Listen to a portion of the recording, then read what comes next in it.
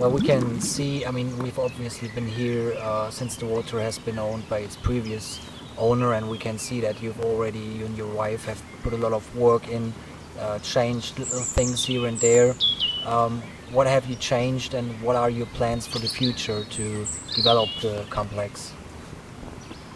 Yeah, so we only had a very short amount of time between buying the complex and opening for this season's fishing. So actually we didn't change anything with the fish or the lakes themselves right now. And anyway, we decided to give it quite some time to learn and to watch and to fully understand. We didn't want to make any decisions too quickly and maybe make some wrong decisions. Yeah.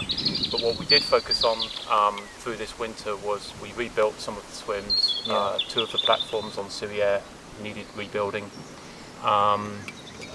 Tim and Mary's swim on Serreire needed some work. We made it a lot safer with steps and some gravel, and we removed some of the rocks that people complained in the past. It was Yeah. kind of dangerous. You could slip down that in the middle of the night.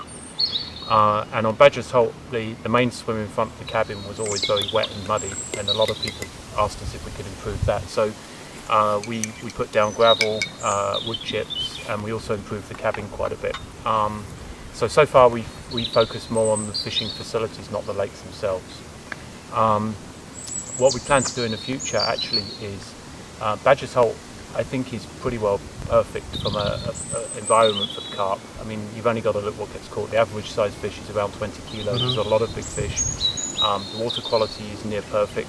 I think because it's spring fed through a stream and it's not coming through lots of other lakes first. There's a good flow of water right through the whole season. So the oxygen levels are always good. So for badgers, we really don't plan to change a lot. What we do plan to do is this year keep a very good record of all the fish caught. We want to have photos of the fish. We want to see exactly the stock, the number of fish, the weights. And then over the next few years, like any fishery, you have to plan into the long term. So we do plan to introduce a few fish, but very carefully. It will be a very small number over the next few years, and we haven't made those decisions yet. So really, to answer your question, for badgers, it's just about stock management in the future. We want to make sure that we continue to have a very big carp water. It will remain with a similar quantity of fish in it as it has today, but we need to make sure there's future planning so we have big fish long term in the future. Most of our work will be on Lac Serreire. On Serreire, we plan to remove some tons of the small silverfish. We have a lot of roach in there. We don't know how many tons right now, but it's certainly in quite a lot of weight. And also very small catfish and maybe a few smaller tench and things like that. The idea is to reduce the biomass a lot in the lake so that the carp in there, we see their optimum growth rates in the future. In addition to that, we plan to chalk Serreire, possibly badgers as well. We haven't made that decision yet. But Serreire we will start liming or chalking, as some people call it, probably every February for the next few years. Okay. And I think looking at what we have in Serreire and talking to a lot of people already, the long-term potential for Serreire is even better than badgers actually.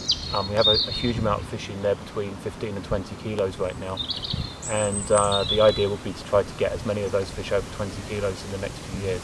Again, we don't really want a runs water, we want a water with a lot of big fish.